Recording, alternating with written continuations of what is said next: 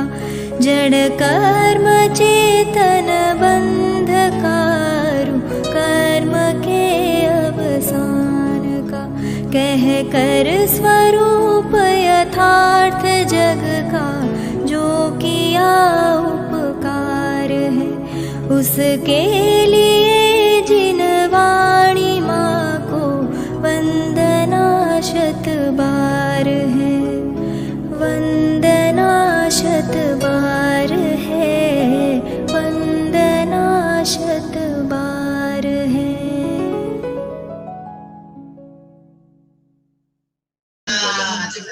सर्वमंगल मांगल्यम सर्वकल्याणकारिणम प्रधानम सर्वधर्माणां जैनं जयतु शासनम्।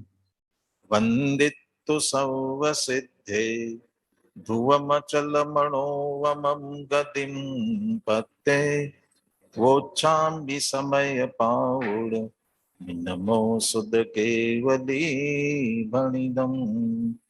नमः समय साराय स्वानुभूत्या चकासते चित्स्वभावाय भावाय सर्वभावान्तरच्छिदे। अनंत धर्मणस्तत्त्वं पश्यन्ति प्रत्यगात्मनः अनेकान्तमयी मूर्तिर्नित्यमेव प्रकाशताम्। आचार्य कुंद कुंद देव विरचित समय सार परमागम आचार्य अमृत चंद्र कृत की आत्मख्याति टीका। बंद अधिकार पर अपनी चर्चा चल रही है।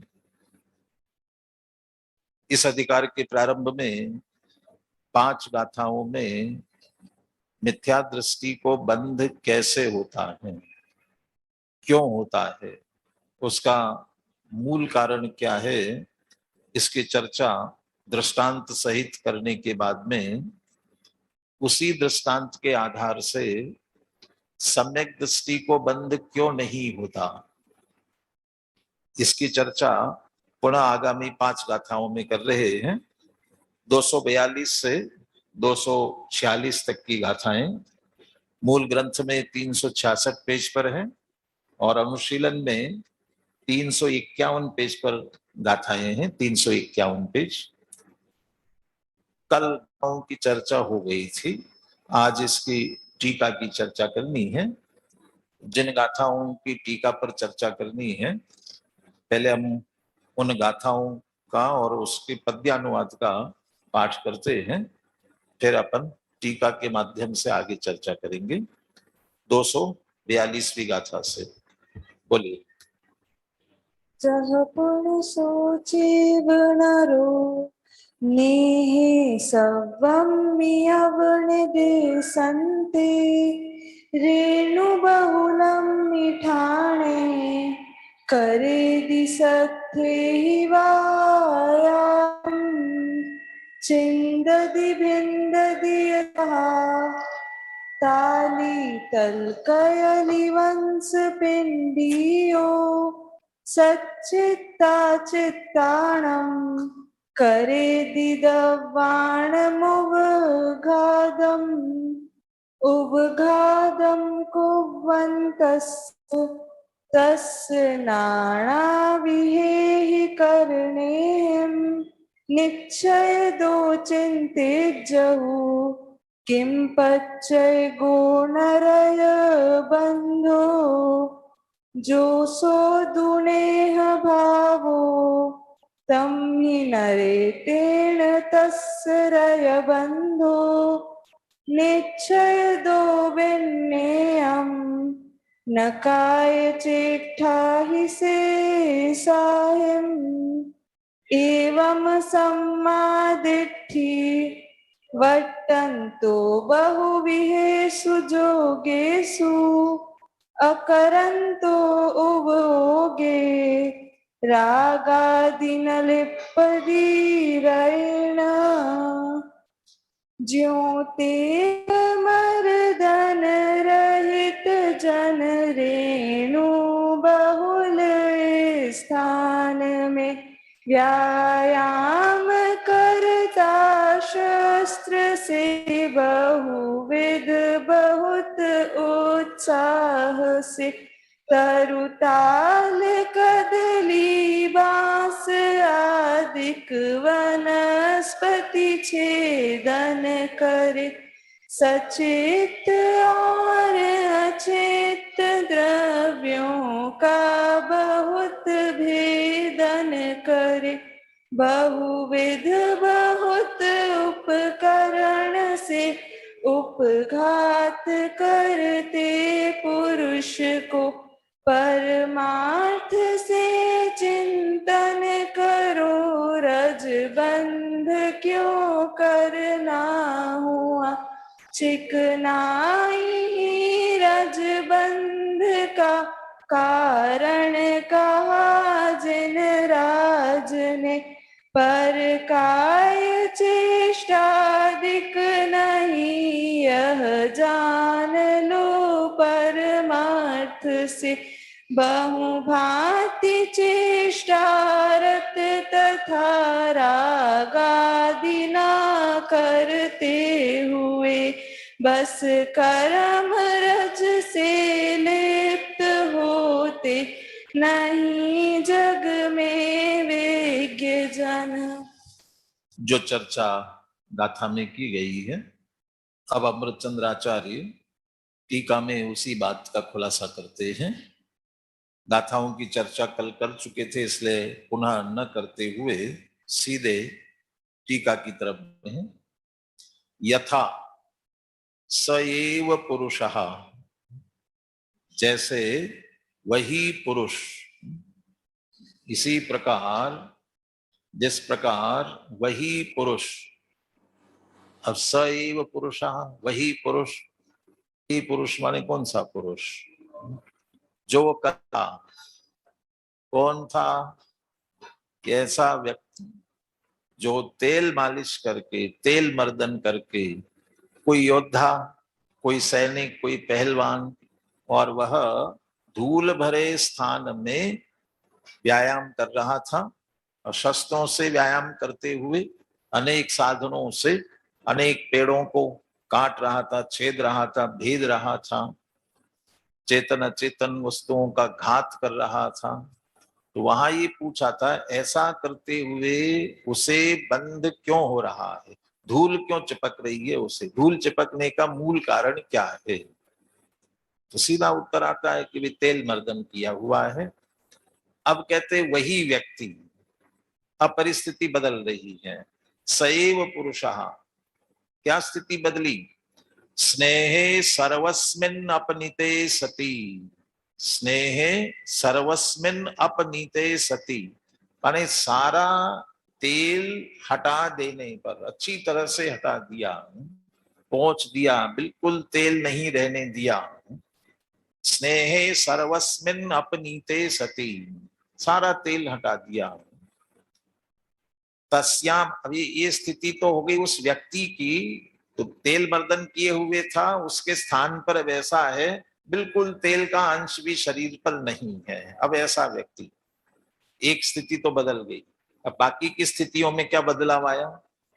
तस्याम एव स्वभावत एव रजो बहुलायाम भूमौ, कहते भूमि स्थान वही है। ये कौन सी? रजो बहुलायाम, स्वभावत एव, स्वभाव से धूल से भरा हुआ स्थान, वो वही का उसी स्थान पर। और तदेव शस्त्र व्यायाम कर्म पूर्वाणः, वही जो शस्त्र व्यायाम कर रहा था, कसरत कर रहा था, अभ्यास कर रहा था, वो वही है, उसमें कोई अंतर नहीं है। फिर तैरेव अनेक प्रकार करणैहि तानेव सचित्त अचित्त वस्तुनि निगणन, और उन्हीं साधनों से, शस्त्रों के द्वारा, विविध प्रकार के साधनों के माध्यम से उन्हीं सचित्त अचित्त वस्तुओं को नष्ट कर रहा है, घात कर रहा है। इन परिस्थितियों में कोई बदलाव नहीं हुआ, स्थान वही है, अस्त्र वही है, व्यायाम करने की क्रिया वही है, चेतन अचेतन का घात भी वही, वो सब वैसा का वैसा चल रहा है, उसमें कोई परिवर्तन नहीं है। बस परिवर्तन कितना सा है? स्नेहे सर्वस्मिन अपनीते सती, बस तेल मर्दन पूरी तरह से हट गया है। अब इस परिस्थिति में कहते हैं रजसा न बध्यते, वह पुरुष अब धूल से बंधता नहीं है, माने उस व्यक्ति को धूल नहीं चिपक रही है। क्यों नहीं चिपक रही है?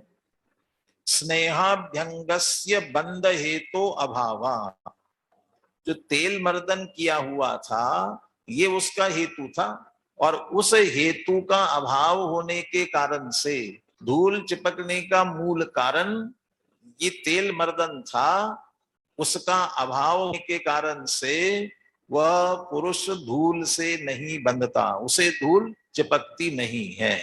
यथा, ये यथा माने जैसे, ये दृष्टांत था। अब उसको सिद्धांत पर घटित करते, तथा सम्यक दृष्टि आत्मनि रागादि न पूर्वाणः सन, उसी तरह सम्यक दृष्टि अपनी आत्मा में रागादि को न करता हुआ। कल उसी पुरुष की बात है, ये उसी पुरुष की बात क्यों ली गई है इसकी चर्चा कल की थी। उसी पुरुष की बात इसलिए की गई है कि ऐसा नहीं है कि लोक में मिथ्या दृष्टि अलग है जिन्हें बंद हो रहा है, और सम्यक दृष्टि जीव कुछ अलग है जिन्हें बंद नहीं होता है, ऐसा नहीं है। सारे सम्यक दृष्टि पहले मिथ्या दृष्टि थे, मिथ्या दृष्टि पूर्वक सम्यक दृष्टि हुए हैं। जीव मात्र का मूल हेडक्वार्टर कौन सा है? सबका कहां से निकले हुए हैं? सब नित्य निगोद से निकले हुए हैं। 6 महीने 8 समय में 608 निकलते हैं, हमारा नंबर लग गया, निकल आए तो निकल आए, ऐसे ही निकले हैं वहीं से। अब वहां है कोई सम्यक दृष्टि तो है नहीं, मिथ्या दृष्टि है। अब यहाँ आने के बाद फिर सम्यक दृष्टि होगा, इसलिए जो मिथ्या दृष्टि जिसे बंद हो रहा था वह सम्यक दृष्टि होने से बंद नहीं होगा, इसलिए उसी पुरुष की बात की। दूसरा उदाहरण में भी कहा कि उसे बिल्कुल धूल नहीं चिपक रही है ना, कारण क्या है? सारा तेल हटा दिया गया है, सर्वस्मिन अपनीते, पूरी तरह से। अब सम्यक दृष्टि की बात कर रहे हैं, अब सम्यक दृष्टि कौन से गुणस्थान वाला? चौथे गुणस्थान वाला। और उसको भी ये कह रहे हैं, उदाहरण से यदि लगा है तो जिसके आत्मा में से सारे राग हट गए हैं, आत्मनि रागादि न कुर्वाणः सन, आत्मा में रागादि न करते हुए सारे रागादि हटा दिए, तो है चौथे गुणस्थान वाला। तो सारे रागादि कैसे हटे? सारे रागादि कहाँ हटे हैं? अकेला अनंतानुबंधी संबंधी रागादि चले गए, पहले कषाय चौकड़ी संबंधी राग गया है, अभी तो 3 कषाय चौकड़ी का राग बाकी है। तो फिर सारे राग हटने की बात कैसे कह रहे हैं? यहाँ सारा राग हटा दिया गया है।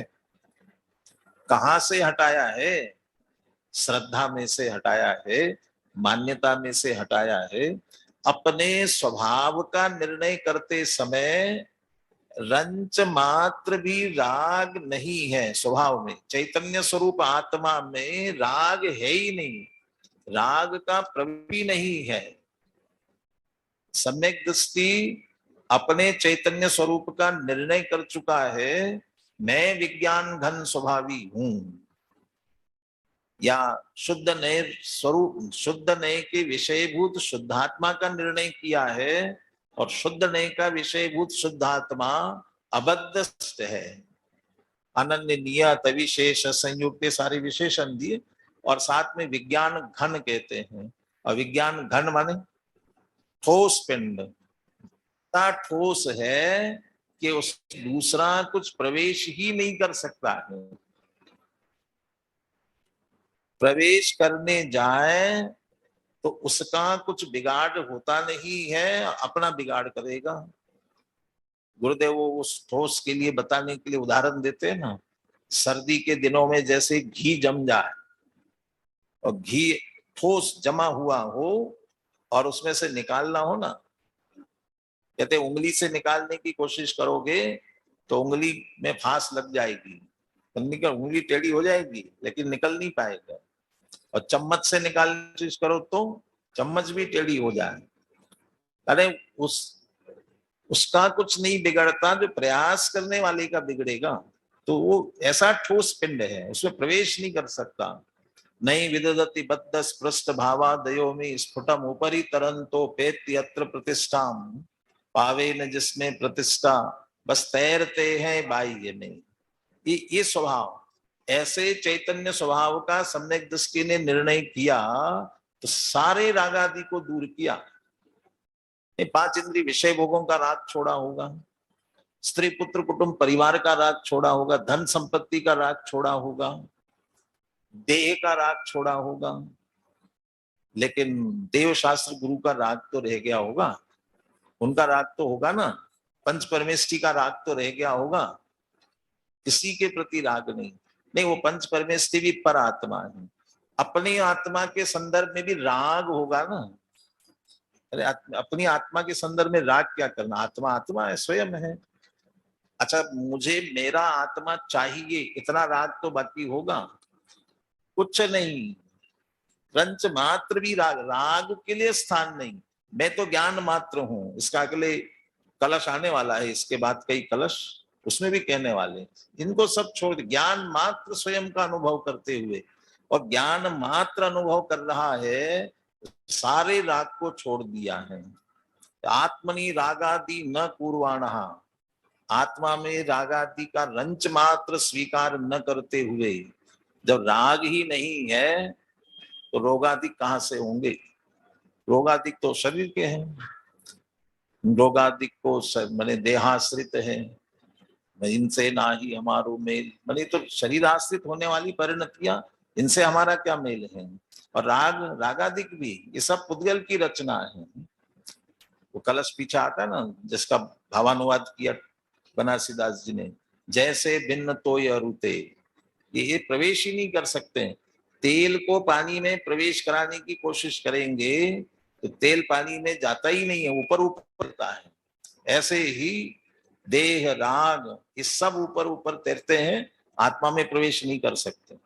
इसलिए आत्मा में राग आदि बिल्कुल न रंच मात्र करते हुए, तस्मिन् एव स्वभावतः एव कर्म योग्य पुद्गल बहुले लोके, बस एक कार्य सम्यक दृष्टि ने किया, मैं ज्ञान स्वरूप हूं, रागादि नहीं हूं। तो अपनी आत्मा में रागादि को स्वीकार न करता हुआ बाकी कुछ नहीं बदला। बाकी कहते सारी परिस्थिति वैसी, कहां खड़ा है? तस्मिन् एव स्वभावत एव कर्म योग्य पुद्गल बहुले लोके, उसी स्वभाव से कर्म पुद्गलों से भरे हुए लोक में वही है। और तदेव कर्म पूर्वाण, मिथ्या दृष्टि दशा में जो मन वचन काय की क्रियाएं करता था, वही मन वचन काय की क्रियाएं कर रहा है, चेष्टाएं कर रहा है। तैरेव अनेक प्रकार ही तानेव सचित अचित वस्तुनि निगणन, उन्हीं 5 इंद्रियों के माध्यम से उन्हीं चेतन अचेतन वस्तुओं का घात कर रहा है। ये सब वैसा का वैसा चल रहा है। और ये सब करते हुए भी कर्म रजसा न बध्यते, वह सम्यक दृष्टि कर्म से बंधता नहीं है। उस सम्यक दृष्टि को कर्म का बंध नहीं होता। क्यों नहीं होता? राग योगस्य बंध हेतु अभावात, बंध का हेतु राग नहीं है, बंध का हेतु राग का योग है। राग योगस्य अभावात, जो बंध का कारण राग का योग, राग का योग माने राग से जुड़ना, राग से जुड़ा। ये बिजली है ना, ये करंट नहीं लगाती, झटका नहीं देती है। कब झटका देती है? जब इसको छुओगे तो, नहीं छुओगे तो वो उसकी जगह अपनी जगह है। राग राग में है, ज्ञान ज्ञान में है, बंद नहीं करेगा। लेकिन ज्ञान राग को जुड़ेगा, राग से जुड़ेगा, राग के साथ ये मेरा है एकत्व ममत्व करेगा। राग योग और सम्यक दृष्टि ने वो राग योग छोड़ा है, राग योग से वो बंध का हेतु था, अब वो उसका त्याग हो गया, छूट गया, इसलिए उसे सम्यक दृष्टि को बंध नहीं होता। ये दृष्टांत पूर्वक, उसी दृष्टांत को बस एक मात्र एक स्थिति बदल गई। असली कारण और दुनिया में क्या होता है, असली कारण को दूर न करके बाकी 10 प्रकार के कारणों को दूर करने की कोशिश करे तो समाधान नहीं निकलता है। बंध के कारण तत्वार सूत्र में जैसा कहा, मिथ्या अविरति प्रमाद कषाय योगा बंध हेतवः। मिथ्यात्व, अविरति, कषाय और योग ये बंध के हेतु है। बंध, अब हमें बंध नहीं करना तो कहां से प्रारंभ करना चाहिए? मिथ्यात्व, अविरति, कषाय ये बंध के हेतु है ना। प्रमाद भी बीच में ले लो। अब सबसे पहले क्या छोड़ते कह रहे हैं, पहले योगा करो तो बंध से नहीं होगा। योगा से प्रारंभ करते हैं, योगा शुरू करो। जो ध्यान करते हैं वो भी क्या करते हैं, और उस ध्यान में भी जो और विधियां व्यावहारिक दृष्टि से एकाग्रता के लिए भले ही कही गई है, लेकिन वो सब भी वो जो योगा वाले जो है ना वो उसी से संबंधित एक तरह से है। प्राणायाम जैसे मन की एकाग्रता के लिए निमित्त भूत, वो वहां से प्रारंभ कर रहे हैं। यानी इससे कुछ नहीं होगा, कषाय छोड़नी पड़ेगी। तो बहुत से बहुत कषाय पर आ जाते हैं, कषाय नहीं करेंगे। और नहीं प्रमाद बहुत करते हो, प्रमाद छोड़ने की बात करेंगे कि नहीं कुछ व्रताधिक अंगीकार करो तब बंधों से बच जाएंगे। ये सब करने की कोशिश करते हैं, असली बंध का कारण मिथ्यात्व है, उस तरफ ध्यान नहीं है, मूल कारण। अब वो नहीं निकले और मिथ्यात्व बिना निकाले इनको निकालने की कोशिश करे, उसे लगेगा कि हमने छोड़ दिया, व्रत ले लिया, मैंने अविरति चली गई, ने अभी क्रोध नहीं किया इसलिए कषाय नहीं हुई, ऐसा सोच रहा है, मान रहा है, मैं स्थिर रहा। योग, योग के संदर्भ, योग वाले समझ लो गुप्ती, समझ लो मन वचन काय की गुप्ती। तो हमने काया का हलन चलन नहीं किया, बोलना कुछ नहीं बोला। अब चिंतन में तो बड़ा मुश्किल है, तो चिंतन में अशुभ का विचार नहीं किया, तो शुभ में लगे रहे। तो ये समझ रहा है कि मैंने योगों को रोक लिया, गुप्ती हो गई, मन वचन काय की गुप्ती हो गई। लेकिन वो जो चंचलता है उपयोग की, वो तो रुकी नहीं है। वो मिथ्यात्व के गए बिना किसी में कुछ फर्क नहीं पड़ने वाला है, रंच मात्र फर्क पड़ने वाला नहीं है। थोड़ा सा शुभाशुभ, पुण्य पाप, थोड़ा अंतर पड़ने वाला है, लेकिन जो घाती कर्मों का बंध पाप का होता है वो तो निरंतर होते रहने वाला है। और इधर यहाँ कह रहे कि मिथ्यात्व चला गया और सम्यक तो हो गया, तो बंध का अभाव तत्काल, असली कारण निकल गया है। असली कारण निकल गया है तो बहुत जल्दी ही संपूर्ण बंध से भी रहित होने वाला है। थोड़ा सा गुरुदेव का उद्धरण इसमें पढ़ते हैं। अब आपके सामने स्क्रीन तो नहीं, अनुशीलन तो है। 352 पेज पर नीचे नीचे गुरुदेव का उद्धरण है। देखो, समकीर्ति चक्रवर्ती 96,000 रानियों के बीच में रहता हो, युद्ध में लड़ता दिखाई देता हो, तो भी उसे बंद नहीं है। राग और द्वेष दोनों बता दिए। राग और द्वेष, वैसे तो उसका युद्ध में लड़ना कोई द्वेष वाला नहीं है, वो तो निदत्ति निकाचित कर्म का नियोग है, चक्रवर्तित्व, चक्र रत्न की प्राप्ति का नियोग है। लेकिन लड़ रहा है, एक तरफ 96,000 रानियां, एक तरफ युद्ध, फिर भी उसे बंद नहीं हो रहा, क्योंकि उनके प्रति एकत्व मत्व नहीं है। न तो 96,000 रानियों के प्रति एकत्व है और न उनके प्रति जो राग हो रहा है, ये मेरी रानियां, ऐसा उस राग में भी एकत्व नहीं है। वो 6 खंड जीतने निकला है, न 6 खंड के प्रति एकत्व है, और मैं इनको जीतूं ऐसा जो थोड़ा सा राग का परिणाम आ रहा है, उस राग में भी एकत्व नहीं है, क्योंकि उसे उनके प्रति एकत्व मत्व नहीं है, उसे राग आदि का स्वामित्व नहीं है। जो अस्थिरता का राग है उसकी यहाँ गिनती नहीं है, उसे गौण कर दिया है, उसे आता है भाव। अब चक्रवर्ती बना हूं तो जाना पड़ेगा, इतना परिणाम आता है। 6,000 रानियों के पास जाने का भाव आता है, वो गौण अस्थिरता वाला है, इसलिए उसे गौण कर दिया है। यदि वह चक्रवर्ती रागादिक से एकपना करे, उससे संबंध स्थापित करे, राग में स्वामित्व करे, तो मिथ्या दृष्टि होकर कर्म बंधन को प्राप्त होता है। बस इतना सा स्थिति, वही परिस्थिति, और उसी परिस्थिति में एकत्व नहीं करता है, बंद नहीं होता। और एकत्व किया, राग किया, राग क्या, राग में एकत्व किया, फिर औरों की सजा थोड़ी कम है और उनकी सजा बहुत है। राजेश्वरी सो नरेश्वरी, यदि राज में ही है और उसी में एकत्व मत्व किया, उसी में मरण। चक्रवर्तियों के संबंध में तो चक्रवर्तित्व में ही रहे और उसी में एकत्व मत्व किया तो सीधे नरक। और कौन सा नरक, बहुत ज्यादा उत्कृष्ट है ना, जो कम्मे सूरा सो धम्मे सूरा, धम्मे सूरा सो कम्मे सूरा, तो वो 7वें नरक में। वो क्यों, राग तो राग भी करेंगे तो बहुत एकत्व बुद्धि वाला होगा। तो ये उल्टा, यदि उन्हें भी हुआ, ऐसा नहीं कि उनके लिए नया नहीं, वो तो चक्रवर्ती है भाई, कुछ भी कर सकते हैं। उन्हें भी एकत्व मत बुद्धि हुई तो नियम से बंद होगा।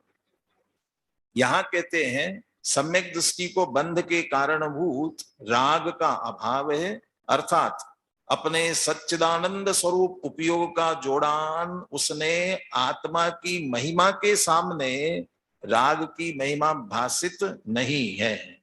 अपने सच्चिदानंद स्वरूप आत्मा से जुड़ान, ये मैं हूं, ऐसा अच्छी तरह से निर्णय हुआ है, ये राग भाषित नहीं होता है, वह राग में जोड़ान करता नहीं है, इस कारण उसे बंद नहीं होता। भावार्थ यह है कि सम्यक दृष्टि के अंदर में राग की एकता बुद्धि टूट गई है। शुद्ध चैतन्य स्वभाव वह राग भिन्न भिन्न रूप में भाषित होने से अब उसका राग के साथ संबंध नहीं रहा। इस कारण बाहर से दिखने वाले सब संबंध होते हुए भी उसका राग से संबंध नहीं होने से कर्म बंध नहीं होता। पूर्ण मुक्त स्वरूप भगवान आत्मा के साथ संबंध होने पर उसका राग के साथ संबंध टूट गया है। तो राग के संबंध के अभाव में उसे कर्म बंध नहीं होता। पूर्ण मुक्त स्वरूप भगवान आत्मा के साथ, माने वो आत्मा तो पूरा राग रहित वीतरागी आत्मा के साथ जुड़ान हुआ है कि नहीं, वीतरागी आत्मा के साथ नहीं, अरागी आत्मा के साथ। तो वीतरागी और अरागी में क्या अंतर है? राग निकल गया, जिसमें राग था वो निकल गया, वो तो पर्याय है, अब वो तो अभी वीतरागी है नहीं। तो कौन सा है? जिसमें राग है ही नहीं, ऐसा जो स्वभाव है, अराग स्वभाव, मुक्त कह रहे हैं। तो जिसे कर्म बंधवत स्पृष्ट है, चैतन्य स्वरूप अमूर्त स्वरूप आत्मा, मूर्तिक कर्मों का जिसे स्पर्श भी नहीं होता, वो स्वरूप मैं हूं, इसमें उसमें राग आदि नहीं, ऐसा निर्णय किया है। इस निर्णय के कारण से वो राग का अभाव, इस कारण उससे बंध नहीं होता। अब इसी अर्थ का पोषक कलश काव्य लिखते हैं 165वां इसी विषय को लेते हुए पाठ करते 165वें कलश का। लोक कर्म ततोस्तु सोस्तु च परे स्पंदात्मकं कर्म तान्यस्मिन् करणानि सन्तु चिदचित् व्यादणं चास्तु तत् रागादेणुपयोग भूमिमनयन् ज्ञानं भवन् केवलम् बंधम नैव कुतोप्युपैत्ययमहो सम्यक् दृगात्मा ध्रुवम्। सम्यक् दृगात्मा बंधम नैव उपैति। सम्यक् दृगात्मा, सम्यक दृष्टि आत्मा बंधम नैव उपैति, कभी बंध को प्राप्त नहीं होता। सम्यक दृष्टि को बंध होता ही नहीं। ध्रुवम, ये बात बिल्कुल ध्रुव है, अचल है, स्थिर निश्चित है, बंद नहीं होता। और अहो, अहो शब्द से कह रहे हैं कुतो अयम, ये बात कैसी है? सम्यक दृष्टि है तो कोई लाइसेंस मिल गया, अब मिला लाइसेंस उसे, वो कुछ भी करे, क्यों नहीं होता? कह रहे होंगे वो अपने अपनी जगह, उसी बात को कहते हैं। कर्मों से बंद होता है ना, तो सम्यक दृष्टि को चिंता नहीं है। क्यों? तो कहा कर्म ततोस्तु सोस्तु च परिस्पंदात्मकम कर्म तत्। लोकः कर्म ततः अस्तु, लोक है और कर्म तथा कर्म से पूरा भरा हुआ है, रहने दो, क्या फर्क पड़ता है। गाड़ी चलाने वाला पूरे नियमों का पालन कर रहा है और उसके पास गाड़ी के अपने पूरे कागजात हैं और जो ट्रैफिक के नियम है वो भी पूरे फॉलो कर रहा है। 4 व्हीलर में बैठा है तो बेल्ट लगे, सारे 2 व्हीलर में जा रहा है तो हेलमेट, सब कुछ। अब बोले ट्रैफिक पुलिस बहुत खड़े हैं, अब ट्रैफिक पुलिस खड़े हैं तो डरेगा, घबराएगा, और कोई अरे वो पुलिस खड़ा है तो क्या कहेगा, खड़े रहने दो ना, अरे खड़ा है पकड़ लेगा, तो कैसे पकड़ेगा, क्यों, उसे भय नहीं है, रहने दो। और जो नियमों का पालन नहीं कर रहा होगा तो फिर यहीं से देख करके रुक जाएगा। तो ये कह रहे लोका कर्म ततोस्तु, कर्म भर, लोक कर्म से भरा हुआ है, अस्तु रहने दो। अच परिस्पंदात्मकम कर्म तत्, और मन वचन काय का परिस्पंद, चंचलता हो रही है, अब तो बंधेगा ना, अस्तु होने दो कह रहे हैं। तानि अमिन करणानि संतु, वो इंद्रियां, 5 इंद्रियां संतु होने दो। और चिद अचित व्यापादनम च अस्तु, और चेतन अचेत का घात हो रहा है वो भी होने दो, अस्तु। तत्, ये सब हुए भी अब कहते अहो आश्चर्य की बात है, सम्यक दृष्टि को बंद नहीं होता। क्यों नहीं होता? रागादिन उपयोग भूमिम अनयन ज्ञानम भवन केवलम, वो सम्यक दृष्टि आत्मा है कैसा?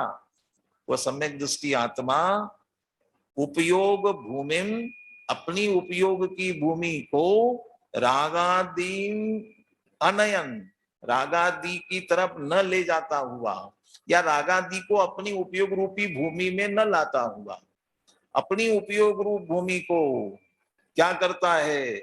ज्ञानम भवन केवलम, अपनी उपयोग में क्या निर्णय कर रहा है? मैं कौन? मैं मात्र ज्ञान स्वरूप हूं, ज्ञान स्वरूप हूं। ज्ञानम भवन के मात्र ज्ञान रूप होता हुआ, और ज्ञान रूप होता हुआ और रागादि को अपनी उपयोग भूमि में बिल्कुल न लाता हुआ, जबकि तीसरा चौकड़ी का राग चल रहा है, तब की बात कर रहे हैं, चल रहा होगा उसके अनुसार जो बाकी की बातें हो रही सब हो रहा होगा, लेकिन श्रद्धा की धरातल पर, दृष्टि की धरातल पर मैं कौन, इसका बहुत अच्छी तरह से निर्णय है। मैं तो ज्ञान स्वरूप हूँ, मैं तो ज्ञाता दृष्टा हूँ, एक ज्ञायक स्वरूप हूँ, ये निर्णय है। और इस कारण से बंधम नैव कुतोप्यपि उपैति अयम, और किसी तरह से कुतः अपि अयम बंधम नैव उपैति, किसी भी प्रकार से सम्यक दृष्टि को बंद नहीं होता।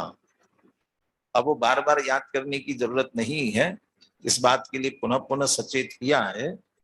वो जो अनंत संसार का बंद नहीं होता, बाकी के जो बंद हो रहा है उसे गौण किया है, उसको कोई खास बात नहीं है, इसलिए बिल्कुल बंद नहीं होता है, इसी रूप में उसे कहते हैं। श्लोक का अर्थ पढ़ता हूं, फिर अपन एक बार श्लोक और पद्यानुवाद दोहराते हैं। भले ही लोक कार्बन वर्गणा से भरा हो, मन वचन एवं काय के परिस्पंद रूप योग भी हो, अनेक प्रकार के पूर्वोक्त करण अर्थात इंद्रियां भी हो, तथा चेतन अचेत पदार्थों का घात भी हो, तो भी आश्चर्य की बात तो यह है कि ऐसी स्थिति में भी सम्यक दृष्टि आत्मा रागादि को उपयोग भूमि में न लाता हुआ मात्र ज्ञान रूप परिणमित होता हुआ, ये भी कह रहे हैं।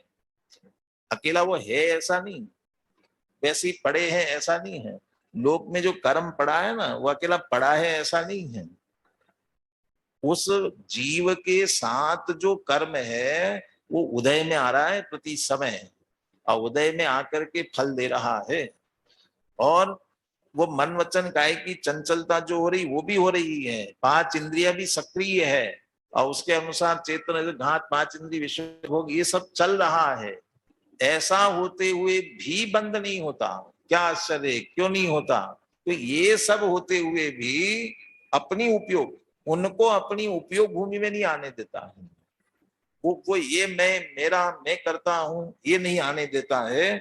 ज्ञान रूप परिणाम में एक मेरा स्वरूप ज्ञान है ये निर्णय, और ये सब यदि हो रहे हैं तो इनको सिर्फ मैं जानने देखने वाला हूं। अगले अगले कलर्स में आने वाला है, जानाति करोति द्वयम नहीं विरुद्धते। जानाति करोति और जानाति परस्पर विरुद्ध है। तो सम्यक दृष्टि जानाति न करोति, ये सब होते हुए भी इनके प्रति कर्तृत्व का परिणाम नहीं है, इसलिए उसे बंध ज्ञान रूप परिणमित होता हुआ किसी भी कारण से बंध को प्राप्त नहीं होता। सम्यक दर्शन की कुछ ऐसी ही महिमा है, और ऐसी महिमा करके एक तरह से सम्यक तो प्रकट करने की प्रेरणा देना चाहते हैं। बोलिए कलश और पद्य अनुवाद बोलिए। कर्म ततोस्तु सोस्तु च परेस् स्पन्दात्मकं कर्म तत् तान्यस्मिन् करणानि सन्तु चिदचित् व्यापादनं चास्तु तत् रागादीनुपयोगभूमिमनयन् ज्ञानं भवन् केवलं बन्धं नैव कुतोऽप्यपैत्ययमहो सम्यग्दृगात्मा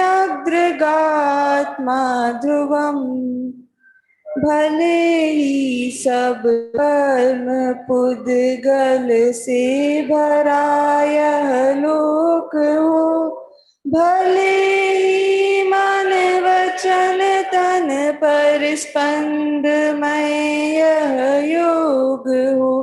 चिद अचिद का घात एवं करण का उपभोग हो, फिर भी नहीं रागादि विरहित ज्ञानियों को बंध हो।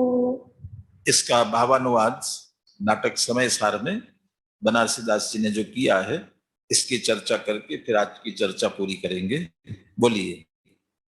कर्म जाल वर्ग ना को वास लोकाकाश माही मन वच काय को निवास गति आऊ में चेतन अचेतन की हिंसा बस पुगल में विष भोग वरते उदय के झर उर जाऊ में रागादिक शुद्धता अशुद्धता है अलख की यह उपादान हेतु बंध के बढ़ाऊ में याही ते विचक्षण अबंध कयोती हूँ काल राग दोष मोह नाही सम्यक स्वभाव में। कर्म जाल वर्गणा को वास लोकाकाश माही। क्यों अलोकाकाश में नहीं है? लोकाकाश में कह रहे आकाश में सर्वत्र भरी है ना, तो अलोकाकाश में थोड़ी है। अलोकाकाश में अकेला आकाश है, तो लोकाकाश में सर्वलोक में संपूर्ण लोक में कर्म जाल वर्गणा, जिन कर्मों से जीव बंध रहे वो कर्म, अरे तुम लोक में जाओ, कर्म पीछा छोड़ने वाले नहीं है, तो डरे रहो, जहां जाओगे वो होगा, तो चिंता मत करो। वर्गणाएं हैं तो लोक में है, तुम्हें कुछ बिगाड़ करने वाली नहीं है। कर्म जाल वर्गणा का वास लोकाकाश में है, मन वचन काय को निवास गति आयु में। मन वचन काय है ना, कहते उनका संबंध गति और आयु से है। तुम्हें काया शरीर मनुष्य का मिला है ना, क्यों मिला? तो मनुष्य गति है इसलिए मनुष्य का मिला, और त्रियंच में जाते तो त्रियंच का मिलता, नरक में जाते तो नरक का मिलता, तो गति के अनुसार मिला हुआ है। मन वचन काय की जो प्राप्ति हुई है उस गति के अनुसार, और कब तक रहेगा ये मिला है ना, ये काया मिली है मनुष्य की काया, कब तक रहेगी? आयु के अनुसार। उसका संबंध आयु से, गति और आयु से। मन वचन काय यदि है उनका निवास गति और आयु में है। चेतन अचेतन की हिंसा बसे पुंगल में। चेतन यदि अचेतन किसी को, जैसे चित्र पुतला, लोक में तो रोष दिखाने के लिए कर भी देते हैं, पुतला जला देते हैं विरोध प्रदर्शन दिखाने के लिए। मुख्यमंत्री का पुतला जलाया, प्रधानमंत्री का जलाया, और हर साल एक पुतला जलाते हैं, किसका? रावण का। पूरे हिंसा का दोष लगता है, पूरे जलाने वाले को लगता है, देखने वाले को लगता है, अनुमोदना करने वाले को लगता है, और पूरा का पूरा लगता है। एक एक पंचेंद्रिय मनुष्य के घात का पूरा लगता है। लेकिन वो पुतले का, अचेतन का, और चेतन यदि घात कर रहे हैं तो चेतन। लेकिन कहते वो सब पुद्गल है। क्यों? जो चेतन का भी करते हो वहां भी वो चैतन्य आत्मा का तो कुछ बिगाड़ नहीं होता, उसका शरीर बिखर जाता है। और अचेतन होता है वो तो अचेतन का बिखरा होता है। ये सब पुद्गल की क्रिया है, पुद्गल का है। तो चेतन अचेतन की हिंसा बसे पुद्गल, विषय भोग वर्ते उदय के ऊर्जाओं में। पांच इंद्रियों का विषय भोग, पांच इंद्रिय विषय भोग मतलब अच्छा अच्छी की बात नहीं है, अनुकूल ही नहीं, अकेला प्रतिकूलता भी भोगना पड़ती है। और ये जो अनुकूल प्रतिकूल भोग मिलता है, अच्छा बुरा सुख दुख भोगते हैं, इसका संबंध उदय के ऊर्जा, उदय के अनुसार है। जो अनुकूलता मिली है तो पुण्य का उदय उदय के अनुसार मिली है, प्रतिकूलता है तो पाप के उदय के अनुसार, वो उदय की ऊर्जाओं में है, तुम्हारा उससे कोई संबंध नहीं। जीव का संबंध कितना? रागादिक शुद्धता अशुद्धता है अलख की। अतीन्द्रिय आत्म अलख, अलख माने लख माने लखना देखना, और जो लखने में नहीं आ रहा है, देखने में नहीं आ रहा है, वह अलख माने अतीन्द्रिय। अतीन्द्रिय आत्मा का संबंध कितना? यदि रागादिक है तो अशुद्धता, इन सब के प्रति रागादिक है, कर्म से डर रहा है, वचन काय की क्रियाएं करते हुए मैंने किया, पांच इंद्रिय विषय भोग अच्छे हैं बुरे हैं, इसको मारूं इसको बचाऊं वाली बात भी आने वाली है। ये यदि ये परिणाम ये भाव से जुड़ते राग तो तुम्हारी अशुद्धता है। और इन राग से रहित हो, मैं तो चैतन्य रूप हूं, ये शुद्धता, ये शुद्धाशुद्धता जो है वह चैतन्य की है। और इस पर इसका बंद होना कि नहीं होना वो निर्धारित है। इससे जुड़कर रागादिक शुद्धता करता है तो मिथ्यादि है और कर्म का बंध करता है। और रागादिक न करते हुए अपने में शुद्धता रखता है तो सम्यक दृष्टि और बंध नहीं होता है। तो वही कहते हैं आगे, यही उपादान हेतु बंध के बढ़ाऊ में। राग से जुड़ करके शुद्धता भूल करके अशुद्ध होता है, यही मात्र उपादान कारण है। इसका अर्थ ये भी है, ये उपादान है तो बाकी सब क्या है? निमित्त है। बाकी ऐसे ही उड़ा भी मत देना, हाँ ये निमित्त है। अगले कलश में सावधान भी करने वाले हैं। जयचंद जी छाबड़ा तो इसी के भावार्थ में करने वाले हैं सावधान, लेकिन वो अगले से जुड़ता है, इसलिए अपन भावार्थ पढ़ के आगे अगले जब चर्चा करेंगे तब उसे करेंगे। लेकिन वो बस इतना, ये उपादान कारण है। और जब उपादान ये होता है ना तो ये सब निमित्त बनते। जीव ने राग किया, क्या होगा? कर्म बंधेगा। लोक में कर्मन वर्गना, कर्म रूप परिणमने वाली होगी नहीं तो बंधेगी कैसे? और वो कर्मान वर्गना लोक में है, लेकिन जीव के साथ एक क्षेत्रावगा होने के लिए आत्म प्रदेशों की चंचलता चाहिए, योग चाहिए, तब आकर के बंधेंगे। तो मन वचन काय का योग चाहिए ना। और मन वचन काय में चंचलता के लिए पांच इंद्रियों से भोगना ये सब चाहिए, ये सब निमित्त है। तो ये जब ये उपादान होता है तो सारे निमित्त भी उसमें होते हैं। और ये सब हो रहे हों और उपादान में राग न हो तो ये निमित्त कुछ नहीं कर सकते, तब तो निमित्त भी नहीं कहलाते। वे हैं, इसलिए कह रहे ना, लोकाकाश में है, वो गति आयु में है, पुद्गल में है। लेकिन जब ये करेगा तो सब निमित्त बन जाएंगे। ये उपादान है तो निमित्त कहलाएंगे, और उपादान नहीं होगा तो निमित्त भी नहीं कहलाएंगे। या ही ते विचक्षण अबंध कयो तीहू काल, इसलिए सम्यक दृष्टि तीनों काल बंद है। अभी तो कह रहे थे कि स एव पुरुषा, बोला ना वही, ये कौन सा? पहले मिथ्या दृष्टि था जब बंद हो रहा था, अब उसे ही जब राग से छूटकर ज्ञान में आया, सम्यक दृष्टि हुआ, तो अब उसे बंद नहीं है। इसका मतलब भूतकाल में तो बंद हो रहा था ना, तो भूतकाल में तो हो रहा था, अब नहीं है, और भविष्य में सम्यक दृष्टि रहेगा तो नहीं होगा। यहां तो कह रहे तिहु काल, तो तिहु काल सम्यक दृष्टि को बंद नहीं होता है।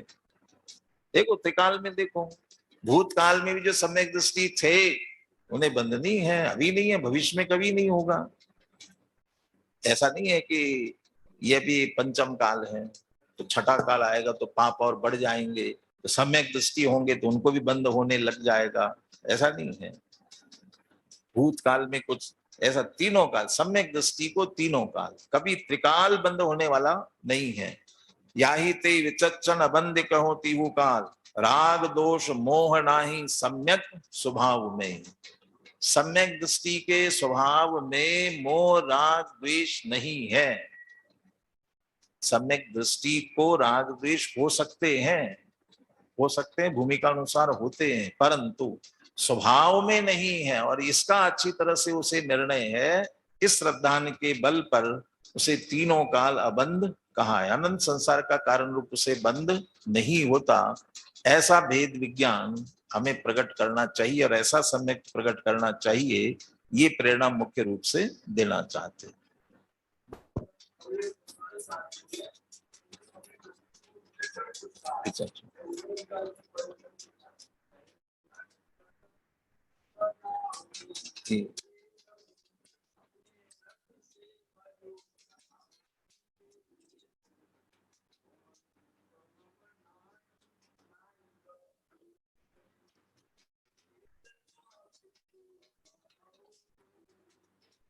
नास्ति नास्ति मम कश्चन मोह, शुद्ध चित घन महो निधि रश्मि।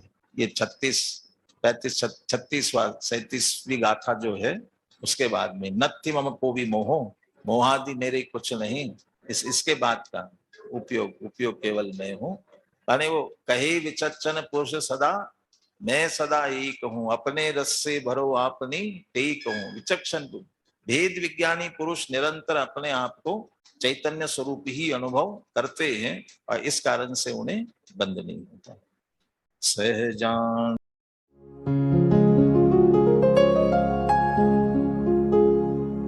निज निधि निज में बताए, यह अनंत उपकार है उसके लिए जिन वाणी माँ को वंदना शत बार है, वंदना शत बार है, वंदना शत बार है।